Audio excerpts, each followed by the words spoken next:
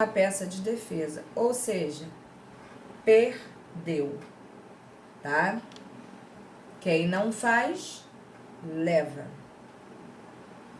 Além de atentar ao princípio da eventualidade, deve ainda o advogado do réu se lembrar de observar o ônus da impugnação específica, previsto na parte final do artigo 341 do CPC. Se eu sou vocês, inclusive eu dou um jeito de pontuar, de marcar todos esses artigos que eu estou falando, porque inicialmente vocês vão trabalhar o tempo todo com eles, né? Até porque se assim vocês não fizerem, vai ficar difícil a montagem da contestação. Nos termos de tal dispositivo legal, se o réu não impugnar especificamente algum fato alegado na petição inicial, em regra, presume-se que tal fato seja verdadeiro. Isso é só para começar, né? Exemplo. Imagine uma petição inicial com pedido de reparação dos danos materiais decorrente de acidente de veículo ocorrido porque, segundo o autor, o réu estava em alta velocidade naquele dia chuvoso. Ora. Bateu. Está em alta velocidade, ainda está num dia chuvoso, é muita treva junto, né? E aí, em contestação, em sede de contestação, o cara simplesmente esquece, né, de impugnar essa situação que está sendo alegada aqui. Se na realidade o réu estava em velocidade moderada e o dia estava apenas nublado, por que ele não contestou, né? Os fatos trazidos pelo autor devem ser necessariamente impugnados na contestação. Se em sua defesa o réu não discordar da alegação de que estava em alta velocidade ou que o dia estava chuvoso, ficando ele em silêncio, né? Em relação a tais argumentos, não trazendo a sua versão, o juiz presumirá que os fatos alegados pelo autor são verdadeiros e, portanto, não serão objeto de produção de prova em juízo. Ora, aí você deu mole, deu um prato cheio pro cara, né?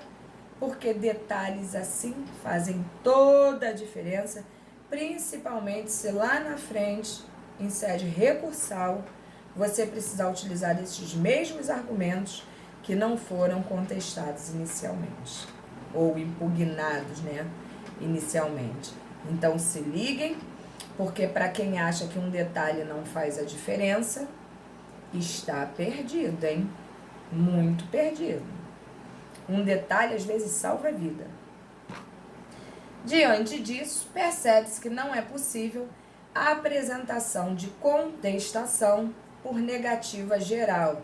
Oh, meu Deus, seria uma tragédia, né? Contesto tudo o que está na petição inicial. Imagina isso. Situação em que o réu simplesmente afirma que tudo que consta na inicial está equivocado e que, portanto, o pedido é improcedente. Ai, que facilidade. É o dinheiro gasto mais fácil na vida, né? Sem impugnar os fatos trazidos pelo autor de forma específica.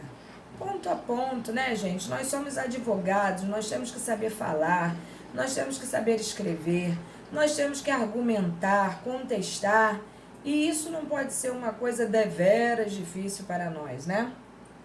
Se assim proceder, o juiz considerará não impugnados os fatos narrados pelo autor na petição inicial. Imagina isso, né? Um juiz pegar uma coisa e ter que ler que o advogado fala, impugno tudo em sua totalidade, pedindo a improcedência, inclusive, de toda a petição inicial, porque é um erro completo. Jesus. Pede para sair, né? Então, vamos lá. Conteúdo da contestação. A peça de defesa do réu comporta uma divisão em relação... Cadê onde eu tô? Em relação ao seu conteúdo. É possível que o réu impugne os aspectos formais da causa, apontando vícios de ordem processual. Se liga nisso. Se liga nisso, que hoje a gente vai estudar só até aqui. Mas na semana que vem a gente vai dar seguimento a isso. E isso eu diria que é aquilo que é mais difícil de vocês entenderem. Apesar de depois de aprender, fica muito fácil. Então vamos lá. Trata-se da chamada defesa processual ou preliminar. Olha aí, para isso está em negrito, hein? 337. Além disso, o réu pode insurgir-se especificamente em relação ao pedido formulado pelo autor, impugnando a relação de direito material na chamada defesa de mérito, tá? Então, nós já vimos que existe uma defesa processual e uma defesa de direito material, né? Dentro de uma situação de um mesmo contexto. E eu diria para vocês que entre a situação material e a situação processual, a material deve sempre prevalecer, tanto para o juízo quanto para o advogado. A parte material do processo sempre será a mais importante. Mas, obviamente, existem requisitos processuais que a gente não pode também descartar, até porque, como o nome diz, né, são requisitos ou pressupostos processuais. E quando falta uma situação ou outra, o processo pode, inclusive, ser invalidado. Isso a gente já está careca de saber, né? A divisão entre tais ordens de defesa é claramente prevista no CPC, razão pela qual é conveniente que a petição seja clara ao distinguir o que é defesa processual do que é defesa de mérito. E quando a gente fala de defesa de mérito, a gente está se referindo à parte material do processo. Ai, professora, eu não lembro de nada disso. Mas vai lembrar. Eu não tenho dúvidas de que vocês irão lembrar, tá? Então, dentro do nosso materialzinho, deixa eu abrir um negócio aqui, ó. Que até sumiu, Jesus Cristo, cadê?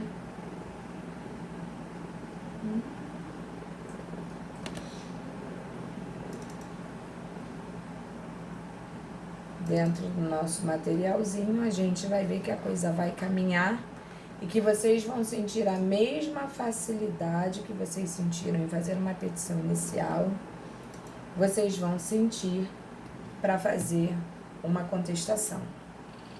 Confie em mim como professora de vocês e principalmente confie em vocês, pois comigo vocês só vão estar alguns semestres, mas com vocês vão estar o resto da vida. Então vocês têm que ter uma confiança muito maior em vocês do que em mim, tá? E não tenham dúvidas que vocês podem confiar em vocês, porque o que eu tô acompanhando aí é coisa muito boa, tá? Não acabou a nossa aula não se despeçam de mim não. Na próxima aula nós vamos dar continuidade a essa questão da defesa do mérito, né? E da questão da defesa processual. Então, temos a defesa direta e indireta. Então, vocês tenham calma no coraçãozinho de vocês. Isso tudo que tá parecendo que é difícil demais vai ficar fácil, tá? Eu garanto a vocês, vai ficar fácil. E a gente vai tirar de letra. Hoje, vocês vão lá, tá? São 7h30, né? Nós vamos dar aqueles 20 minutinhos de parada, que toda semana vocês me pedem. É o tempo que vocês vão ter de ir lá no Sigur, pegar o materialzinho que eu postei lá, que hoje vai ser a nossa última petição inicial. E a partir da semana que vem, nós já estaremos fazendo uma contestação. Professora, a senhora está me deixando desesperada com tanto material. Gente, eu não posso largar vocês de mão. Se eu tivesse em sala de aula, eu estaria fazendo a mesma coisa com vocês, tá? Porque eu sempre trabalhei assim. metade da aula eu dava uma parte teórica, isso em NPJ, né? E a outra metade eu dava sempre uma situação prática, porque afinal de contas o nome é prática jurídica. Se eu não praticar com vocês, fica muito complicado. Depois vocês vão fazer disso daí um bicho de 7 cabeças. Então relaxem, tá? Vamos pegar, tem um caso concreto que eu coloquei na data de hoje para vocês lá. Vocês pegam... É o Frederico, professor? Oi? É o caso do Frederico? É o que a filha foi sequestrada?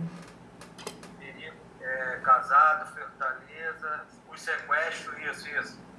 Uhum. Então, é esse. Eu não gostaria que vocês tentassem fazer agora, porque antes de vocês começarem a fazer, a gente vai bater aquele papo, igual nós fizemos na semana passada, para vocês já delinearem aí o que precisa ser feito. Porque enquanto a gente estiver fazendo em sala de aula, eu não tenho a menor intenção de largar vocês na mão, tá? Quando eu falo pra vocês que é pra fazer em casa ou que é pra fazer valendo nota, é outro papo. Eu dou aquele splashzinho pra vocês e vocês vão solucionar, né, a situação aí. Mas se é pra gente fazer em aula, a gente fala antes e aí a gente dá o tempo pra vocês fazerem. Tranquilo assim? Show. Tranquilo pra todos, gente?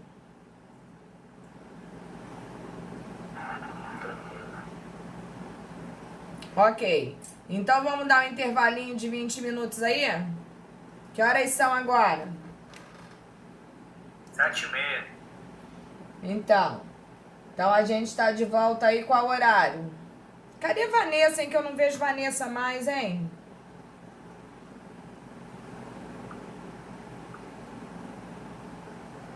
Vanessa? Ela deve ter caído, professora, que ela tava aí. Gente do céu.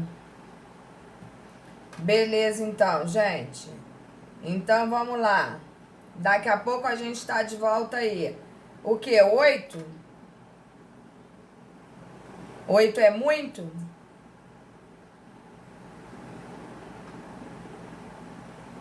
Ok, fechado então, gente. Não desloguem, é importante, hein? Beleza, beijoca.